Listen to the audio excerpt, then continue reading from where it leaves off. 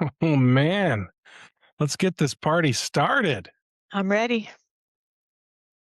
There's a lot of things to work on. There may be some things that could be a priority that you don't realize, and so we're going to bring those things up Yeah, today as well. So, um, yeah, Nick says it's always something. It is always something. That's it part of the is. fun of being a business owner, right, Nick? It's never dull. There's always something. But pick one in the poll, and Yeah. let's just hear where your priorities are, and maybe we'll be able to suggest some other things for you today that typically don't get talked about. I feel like certain topics, like you notice we didn't put like clean up your finances because you've already heard that webinar. Yeah. And you don't want to hear about standardizing your processes. Oh, that's been talked to death. So if you haven't done that, you're in trouble, but we need to talk about other stuff. That's fair. So we've got two clear winners. Business plan, future direction. That's always a good one to worry about. I And think then that's at the top of everybody's mind right now with this whole AI thing happening. that's a good point. Yeah. And then sales and marketing is number two. Um, which also not a surprise. No.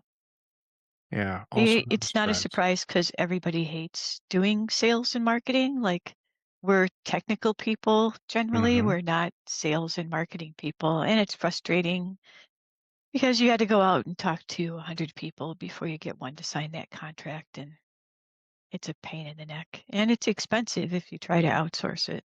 So I'm not surprised that that's at the near the top of the list. Yeah, yeah. So, great job everyone who answered. I'll leave that up, for just a couple more minutes just in case we get some people, jumping in at the end kinda or, in a few minutes kinda thing, right? So, for those of you that didn't know, Amy did a thing. Amy's done like a million things, right? But Amy did another thing. She wrote a book. I've got the book here. It's actually a really good book, guys. And this isn't me just, saying this to, make Amy happy. The thing that I really like about the book she wrote is, so it's 20 questions every owner asks before selling their MSP. And the thing that I really like about this is, every chapter, it's got like a question that you should be thinking about. Like, here's one. How do I find the right buyer? Right? So it's gonna talk about, the risk of, how the deal shares the unknown and culture, the invisible fit that shows up later, that kind of stuff, right? So it goes over all of the stuff you need to hear, like, all the education. But then after that, it's got this character. I'm gonna call it a character, um, named Skylar, and Skylar, like, goes through, I'm gonna call it, like, all of the internal process of selling or preparing to sell her MSP. So, like, all of the thoughts, the feelings, the emotions, all of that is, like, in that section for Skylar. And Amy, are you Skylar?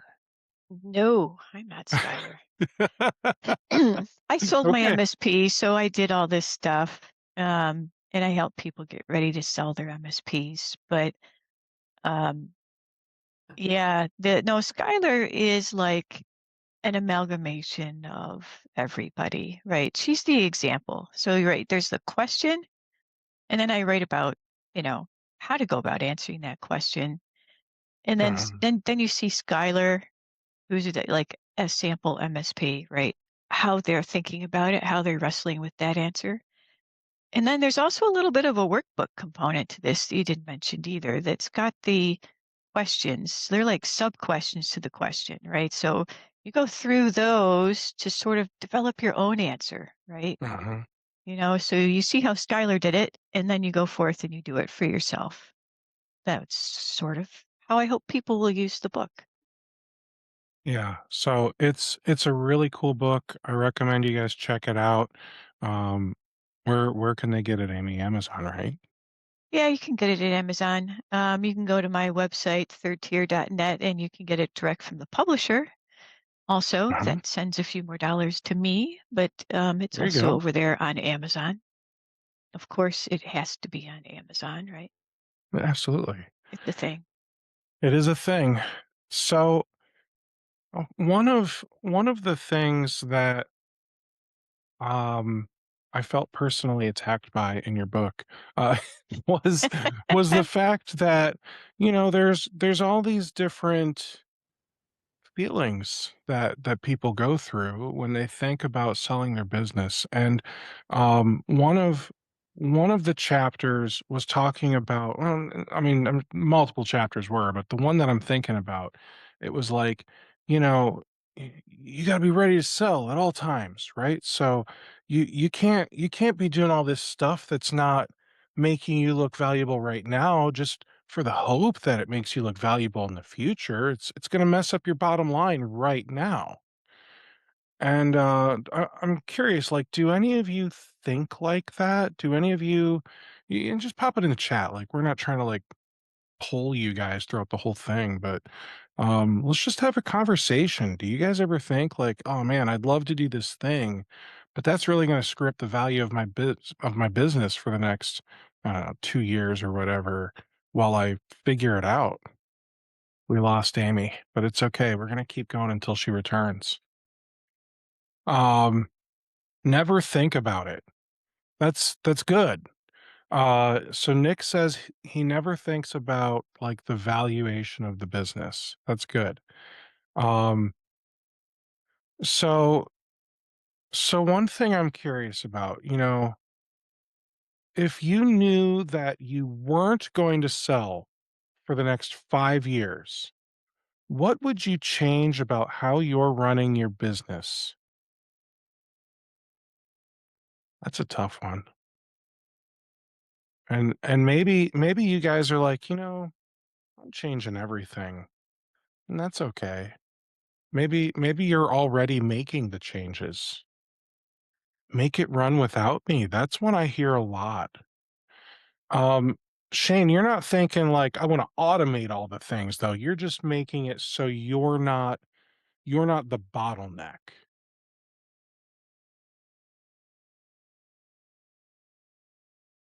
That would be my recommendation is make sure you're not the bottleneck. Um, let's talk about that. Let's talk about that for a moment.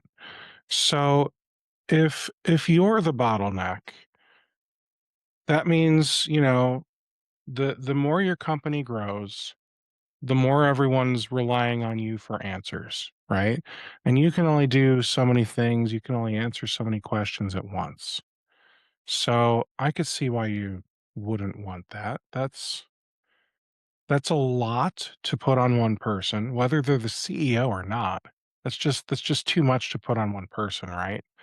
But but then at the same time, what if it's not you? What if it's a different person in the company?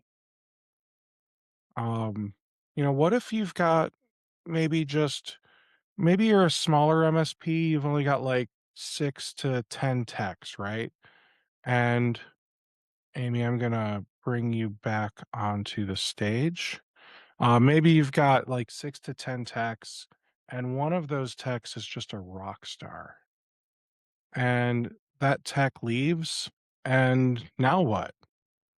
Now you've got um now you've got a bunch of clients who are going to be unhappy because that tech knew all the things. So we started talking, Amy. I asked the question, if you knew you weren't selling for 5 years, what would you change about how you're running your business? And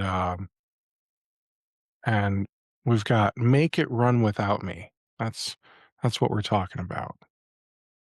Yeah, that's a big one, right? One of the first things that potential buyers going to ask you about the company is what happens when you leave. Mhm. And so you need to have previously extracted yourself from the company, right? That it runs without you entirely. That's sales, marketing, technical support, client relations, absolutely everything needs to run without you because if it requires you to be successful and you leave, that's an enormous risk for the buyer to try to replace you. Right? They Mhm. don't want to replace you. They want they want to buy a company that operates without you and pay you for having made that happen. Mhm. They That's want going to make your company a lot more valuable. yeah, they wanna buy a brand. They don't wanna buy a person because, unfortunately, I don't know if you know this, but people can get hit by buses. Brands, it's a They can little also hard. win the lottery. We tried turning that around and like, what if you won the lottery tomorrow? Like, poof, they go away. Yeah. Right. I mean, there's so many reasons for a person just not to be there. I mean, what if you get a job offer that is like, "Oh, man, I would love to work at Wendy's and be the food taste tester for all the" so, like, whatever it is, right? "Oh, I would love to be the guy who, tests all the parachutes Your before." dream, your dream, your dream has come true and you're out of here. Yeah. Yeah. So it's not always a bad thing, right? I say hit by a bus, but that's because glass half empty. Amy's glass half full over here. Um, Yeah, so that's a giant red flag for a buyer. But how do you do it? That's yeah. the thing, right? It's hard. Right, most owners are the person that started loving computers and technology and they started that company and it's really hard to extract themselves. I was at an event last night and I talked to a guy who's in his 60s and he's still running his business and it's still 100% tied to him. Mhm. And he wants to go off and do other things. And I said, well, what's your plan for extracting yourself from the business? And he's like, I'm just going to let them do more of the work. That's not really a plan. That's like a hope. Like, I hope Yeah. these guys will just start doing more of the work, but they won't because you're doing the work and they know they can depend on you doing that. And so nobody else is going to actually pick it up. And you said 2 words that, made me chuckle. You said, "Let and hope." I'm gonna let these guys do more work. Cool. I'm gonna let my kids do all the chores every day. You know what I mean? But Yeah. but, Awesome. cool. I'm gonna hope my son actually brushes all of his teeth and not just the ones in the front. You know what I mean? Like we Yeah. we can let people and hope people all we want, but we're not giving them the tools, the training, the responsibility that doesn't hope or let. We need to require. Yeah, you do. And, one of the things I used when I was prepping my MSP to work more independently and ultimately to sell it was I told myself, your job is to give away your job.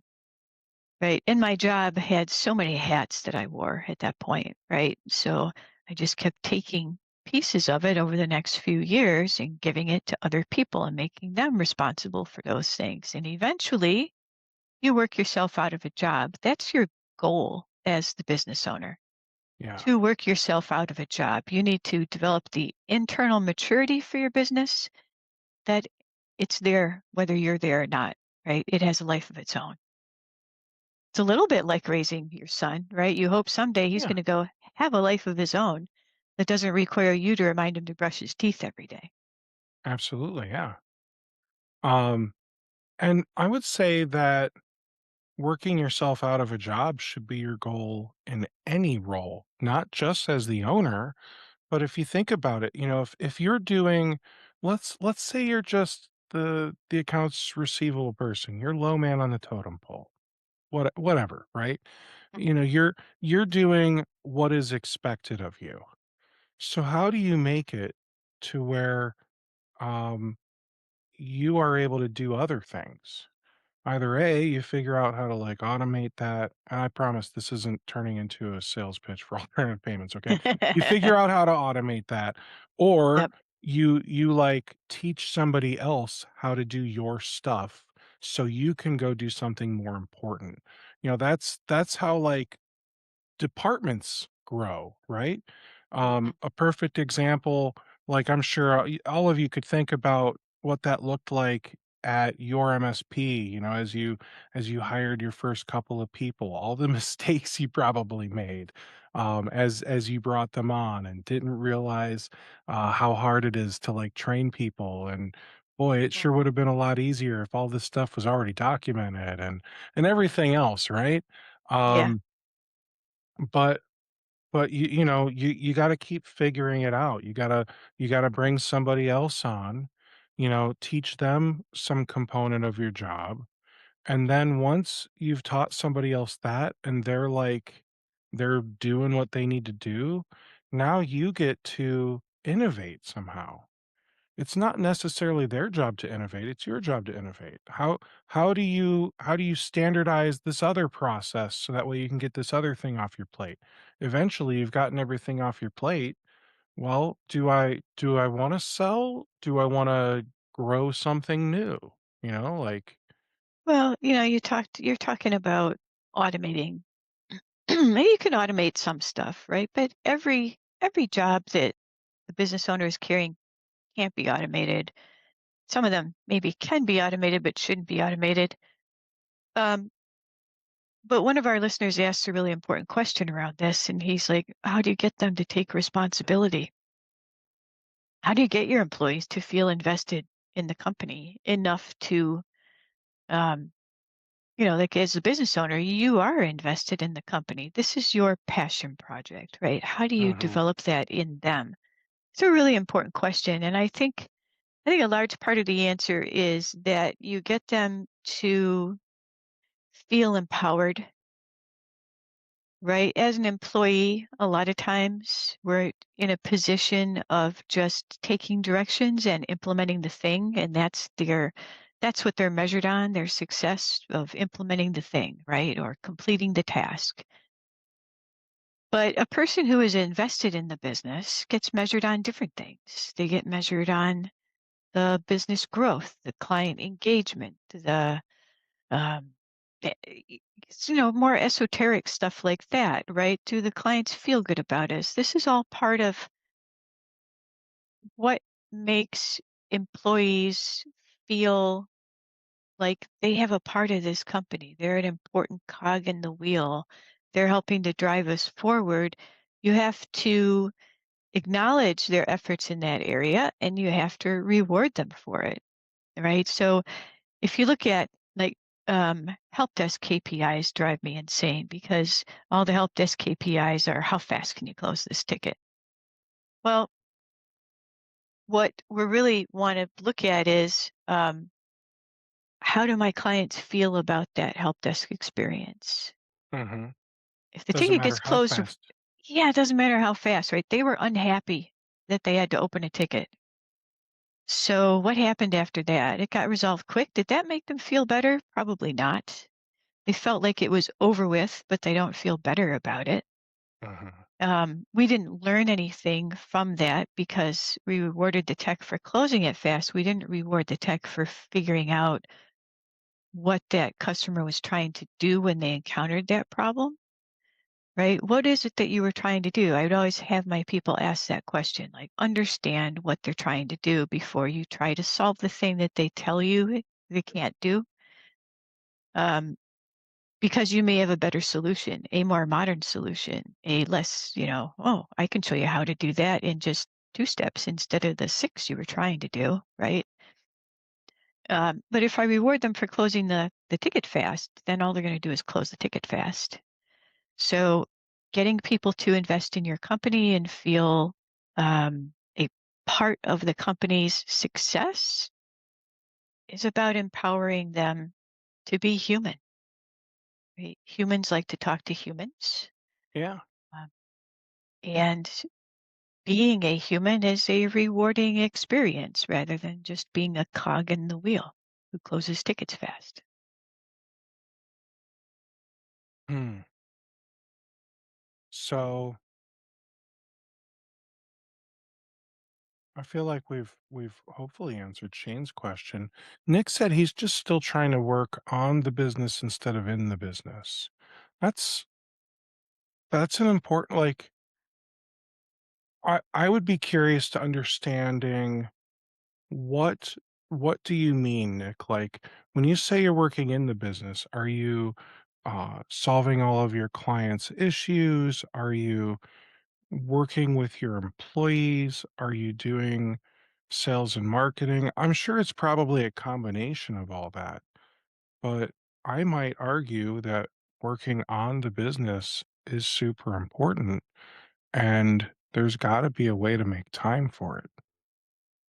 Well, there is, but I think what he means is that he's the guy who's doing the deployments. He's the guy who's answering the complex issues that their clients have, right? You get bogged down in the technical side of the business and you don't have time for the sales and marketing and you don't have time for the client meetings that you need to have. You don't have time for the relationship building. You don't have time to build your sales pipeline, right? Because you're still hair on fire trying to get all the things done that you committed to doing. Usually means you don't have enough staff or you're really bad at delegating.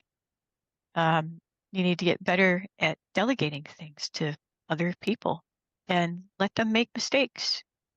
That's a thing that we tend to be afraid of. We're afraid to let other people make mistakes. Um, One of the things that I did with my staff is I told them, um, you know, I'm not doing the work for you, right?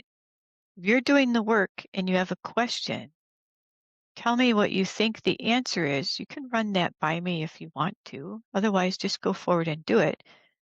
Always make sure you can roll back from where you are. Like remember how you got there so that you can go backwards. That didn't work. Let's roll back to where we were and then start again on something new.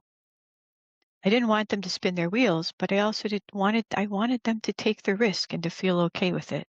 If they made a mistake, everybody makes a mistake. We'll figure it out. We will get it fixed. I'm confident of that, right? Mhm. It's okay to make a mistake.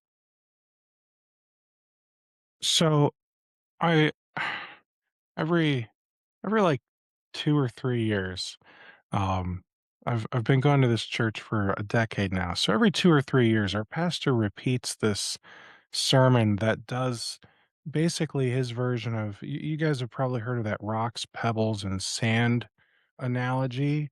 I Uh, so for those of you who have, this is probably going to feel very boring for the next 2 minutes, but for those of you who haven't, it is a like a time management framework for prioritizing tasks by importance. So, the rocks are the critical top priority tasks. The pebbles are like the medium tasks. And then the sand, it's all low priority, maybe even distractions. Um, and a lot of times what happens with our day is you fill your jar up with sand and then you finally start trying to put rocks and pebbles in and it doesn't all fit. Um, you've got stuff on top of the jar, beside the jar. The Mhm. jar, it's a mess, right? Um, what the recommendation is that you put the rocks in first. You figure out the critical top priority things that need to happen. And then the pebbles, the medium level tasks. They're still worth doing, but they're obviously not critical, not top priority. And then once you're done fitting all of those into your day, like all of those blocks into your calendar, then you can figure out when to deal with the sand. And when you put it all into the jar in that order, it all fits. But when you put the sand in first, That's when you get into trouble. Yeah, that also is a really good way to describe the EOS system in a nutshell, right? Mm. They're big about the rocks and the pebbles and holding people accountable for the things that you have tasked them with. I gotta say, I forgot that you are a proponent of the EOS system. I don't know that I'm a proponent of it. I like some of the things they do. I think it can get sometimes too in the weeds if it's not implemented correctly. But there's some good, really good time management stuff there for people that are Okay. stuck in too many meetings, people who have trouble task orienting, and really good for letting people be responsible for their own stuff, right? That's super important in running your MSP. Like if this is part of their job, you need to let them do it. Yeah. So another thing that I want to talk to you about is in your book, you talk about a business resume. And that I'll be honest, when I first read that, I'm like, "Oh, this sounds really silly. Like, is this one of those did she just make this up? What is this?" Do any of you guys have a business resume? You can even just hit the raise hand button. Yeah, probably nobody has a business resume. I'm not sure that I made it up, but the business resume is the story of how your business got to where it is today, Yeah. right? So remember when you're gonna come to the point of selling your business, you have to be able to tell the story of why you exist, how well you're doing, and how you got here. That's exactly what a resume does, right? If Mhm. think of you yourself looking for a job or you hiring a person, right? You're looking at their story on a page. Oh, they got a degree here, they had this job, they moved up, they changed directions, whatever. You can see the path that they took to become the person that they are today. And a buyer wants to see that same thing from your business. So I think it's a really good exercise to put together that business resume and see how you got from where you started to where you are today. Would you say that business resumes could be helpful for, like, sales and marketing stuff too? Like, for Oh, and example, yeah. maybe not like I'm not saying, "Oh, let's put my resume in front of potential, Mhm. clients," right? But if you were to go through that exercise, so the business resume, what I wrote down about the business resume, what does the company look like on paper if someone has to understand it quickly? So talk Yep. about the company history, major milestones, service evolution, client base evolution, team maturity, why the business is stronger now than it was 3 years ago. Did I hit all the major points? You hit all the major points, and I hear what you're saying about the sales and marketing, and actually it kind of helped with that in this way.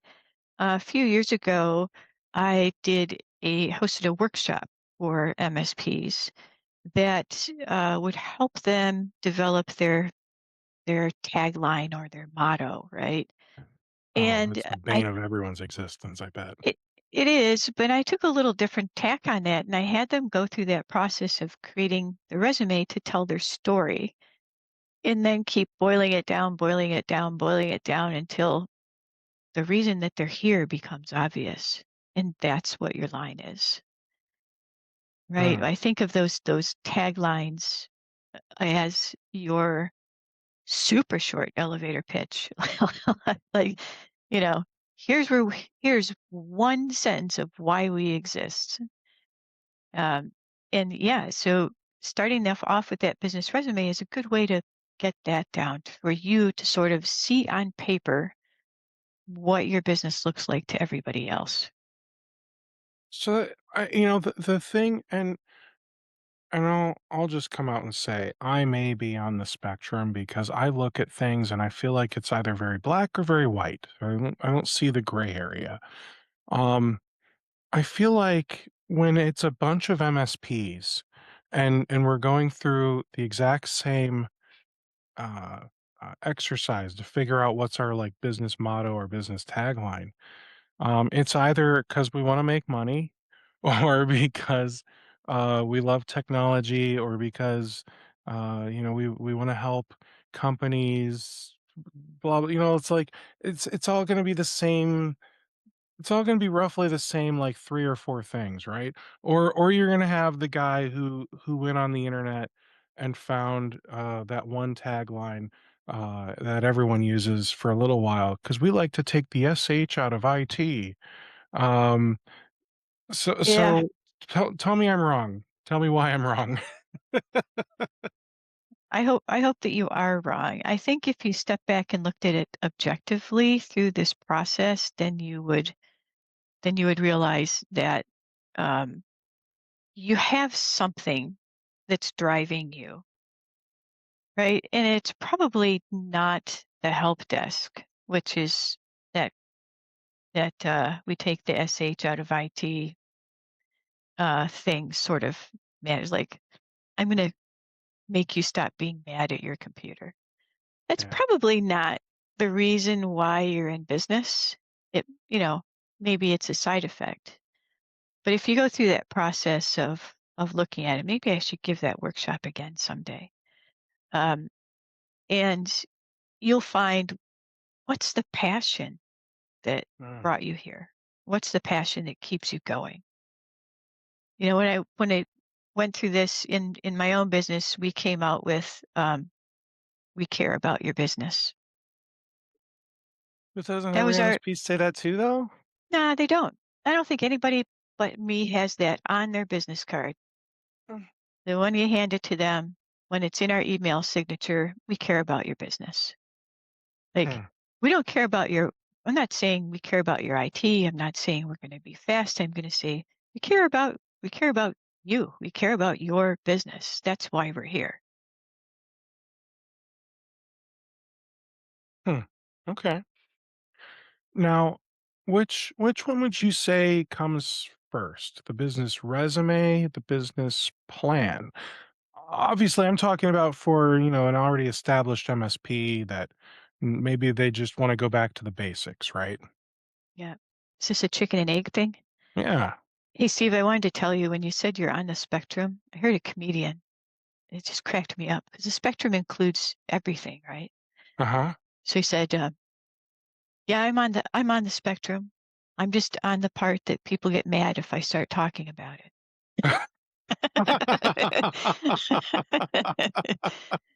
All right, I I'm. s- I didn't even deliver that as well as they did because I'm not a professional comedian, but I thought that was awesome. your delivery was your delivery was flawless. That's All exactly right, what I needed. so chicken or egg, um, business plan or business resume. I think if you do the business resume and you find out why you exist, then you can make a better plan. Like, am I stalled? Like, there's nothing new on my resume for the last 8 years.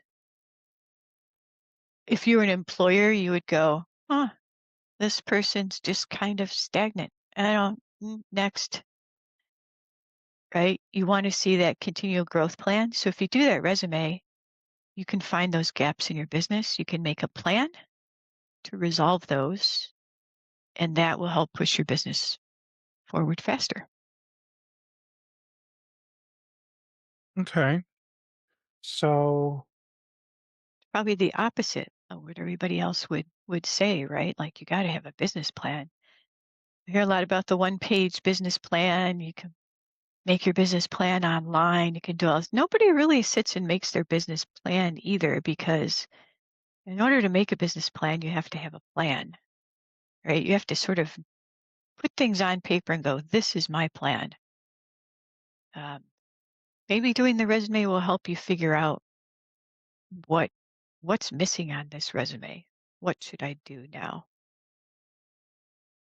Hmm. I like that. What's missing from the resume? Maybe that's what I should work on. Okay. Now,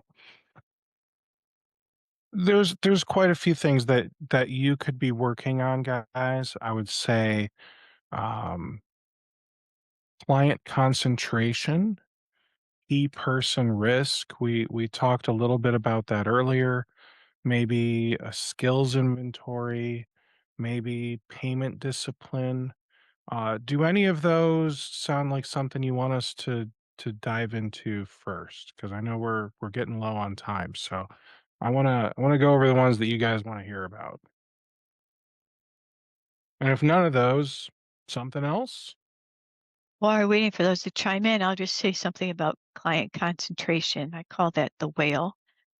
Mm, So I see this way too much at um, the work I do at Sell My MSP with trying to get people ready to sell their business and connect up with buyers and all that good stuff. But what I see is more often than not, a lot of MSPs have one big client, yeah, and that client makes 15, 20, 30%, even 50% of their income.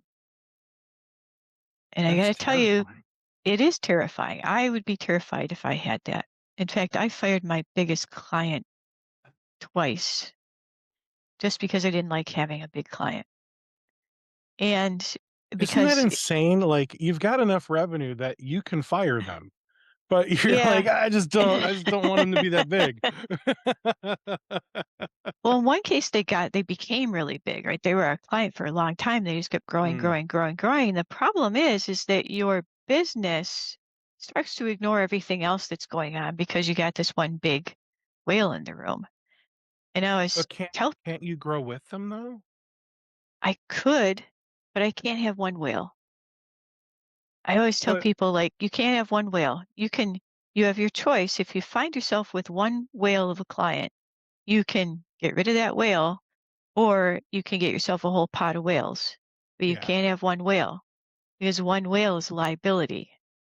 yeah. One big client kills the valuation of your company and it kills your ability to work evenly across your entire client base, That's a very right? good point, and I'm If I have a sure whole bunch of large clients, then I'm operating in a way that is good for all of these big clients, right? But if I've got one big one, I have to operate that way, and then all my other clients are getting less of our attention than they probably should be. and I'm sure, me being the glass half empty guy, it also goes the other way too. So maybe you've found how to have that pot of whales, but then you got this one little goldfish. Yeah, yeah, uh, there you go. so yeah, I mean it does kind of work both ways to either your advantage or disadvantage. Um either you're giving that goldfish too much of your time or you're charging that goldfish way too much because they don't need half the things you're providing because you've standardized for the pot of whales. Either way, it doesn't It uh doesn't work. Yeah, so if you've got one whale of a client and they're 30% of your business, and that one whale goes away someday, you are in a world of hurt because most MSPs are not making enough money to suddenly lose 30% of their revenue. so how do you get the pot of whales then? So okay, I've got a whale. Hmm. How do I go get another?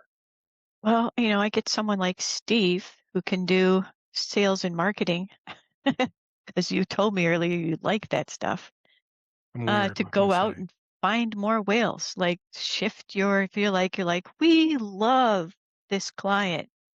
We need to Mhm. find more like them. Just shift all your sales and marketing to that, right? And Okay. make it happen. You just got to make it happen. And again, because I think my brain's weird. When you say you're gonna shift everything to that, like, okay, let's say your whale is a 500 person organization And, you started when it was just 8 or 9 sites. True story, true-ish story. It wasn't my company at the time. I was just worker bee Steve. But one of our clients, my largest client at the time, was a company named Mobility Works. And Mobility Works had, I want to say, like when I joined the company, it was 7 locations around the Midwest. And they do handicap accessible vehicles.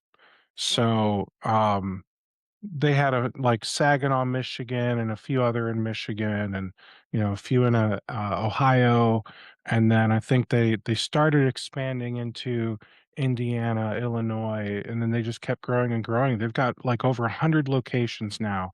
When Mhm. when uh when I was the point of contact to them from our IT company, uh, I was supporting roughly 150 folks across 12 or 13 locations toward the end on a 4-server Citrix environment, plus whatever infrastructure it took to make all that happen. Mhm. Um, Eventually, they realized they were outgrowing us, which, it's bound to happen eventually, but, they hired an internal person, now they've got an internal team, um, Mhm. so, it happens, right? But how could we have said, "Oh, we do IT for Mobility Works," while they're still a whale, but not too big for us? How do we turn that into an advantage to go get more whales? Because that was such a unique thing. Like, okay, could we have said, "Oh, well, let's just go for more like, uh I can't even think of the right term. Car lots, right? The Y- dealerships. Sure, we could Yeah, have you maybe done can. that, but Yeah, I mean, what ends up happening is when you get these larger clients that take up, an inordinate amount of time, they probably are naturally going to go to developing their own internal staff, which means you are going to be shifting to co-managed IT. yes. Now, when you switch over to co-managed IT, that does open up a new world of Mhm. of opportunities. So you would begin pitching your co-managed services to larger and larger businesses. That is an entirely different sales model. It tends to be a really long, drawn out sales model.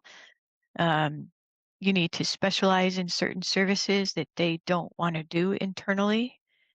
And yeah, refocus what it is that you're doing. Encourage them to hire the other stuff, help them develop that internal expertise, and then carve out a niche for you to remain in. Now, I wanna pivot just a bit. So that's all really helpful. Hopefully, you guys feel good about that. Um, Back in, 2008, something happened in our great nation, and, I think it's called a recession, Mhm. and some would say we might be approaching one of those now, or we're already in one of those now. And I'm going to say it now. We're not going to talk about politics, administration, none of it. Okay. But um, how do you make your MSP recession proof? You make your MSP recession proof by giving the very best customer service and making yourself super valuable. So, my MSP lived through the 2008 Great Recession, I call it. They didn't want to call it a depression, but it actually was. Uh, Mm, and it was really bad here in Michigan. And we started early. We started in 2007. So we went down first in 2007. In 2009, came back. So for us, it was 2007 to 2009. For the rest of the country, it's more like 2008 to 2010. In your area, right, everybody's got their own little niche businesses. But here, because we're you do have the largely cars. manufacturing based, Yeah. yeah, all of the assembly and all that's gone other places, but all of the design, the engineers, all that work is still here. The um, the way manufacturing works, it's like farming. So the farming areas probably followed a very similar trajectory to what Michigan did when the finance industry collapsed, which is what caused that Great Recession. Um, they stopped giving out loans. And when Mm, they stopped giving out loans, the way manufacturing and farming works is you get a loan, you build the thing or you plant the thing, you finish the thing, and then you get paid. Without yeah, that loan up front, you can't buy the raw materials, you can't, do all that stuff. So that's how that works, and that's why like it just collapsed like in a day.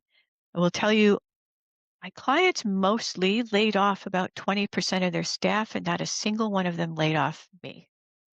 They did not they did not lower our services at all. We didn't lose a single client during that period. In fact, my MSP grew because we took on clients from other MSPs that went under, that their clients were leaving in droves. So our clients didn't leave. That was the best, happiest time for me because I realized that we were doing what we said we would do. We cared about their business. We provided value to them beyond just fix broke stuff. And they valued it so much, they would rather lay off their internal staff than us.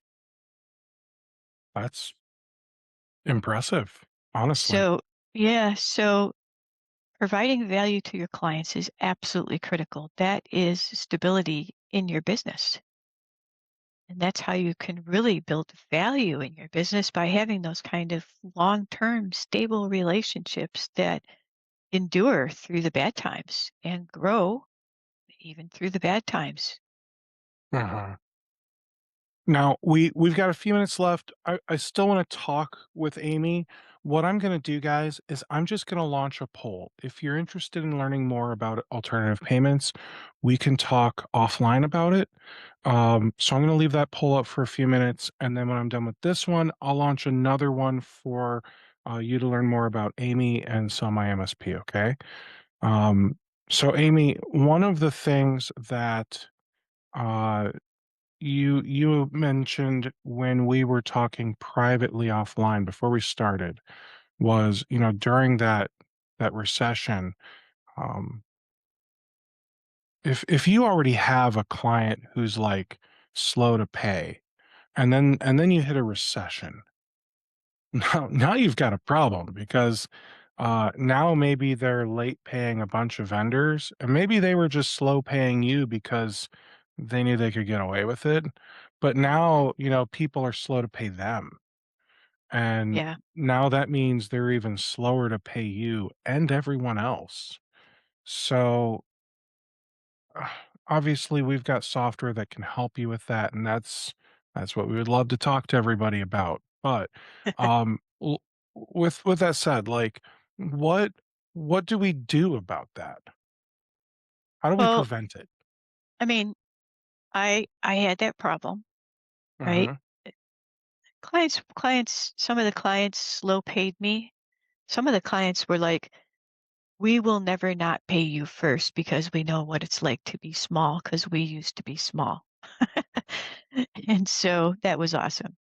But then I had some clients who were like, "Yeah, you're kind of small. We have other people that we need to pay first. We'll get to it." And they would just drag it out. And so those payments would go out, and I was terrible at collections. And so what I did A was hard conversation. a hard conversation, and it's not a conversation that they want to have with me. They want to talk about technology. And we had to have a different relationship, right? So what I did is I tasked my bookkeeper with that collections, right? Your job, call them up, get money, right? Shake those trees, make sure they get paid on time. She was amazing at it. She was able to do that, and she developed all these relationships with their accounting staff that I didn't have. I had relationships with the business owner, I had relationships with operations so that I could understand the technology in the business. She had this other relationship with the people that pay the bills and do the accounting in the company. Um, and Mm. that was so valuable to me because those slow payment issues went away. So if you have slow payment problems, that's another one of those red flags that buyers are going to be looking at.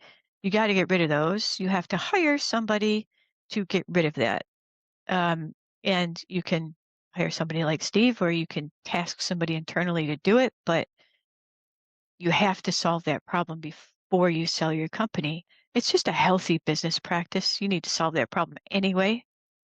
You definitely have to solve it before you get to the end of this. Every business will have an end, right? There will be at some point when you're going to want to exit from your company, and you got to button all this stuff up. But buttoning this stuff up along the way means that you're going to be running a better business, just period.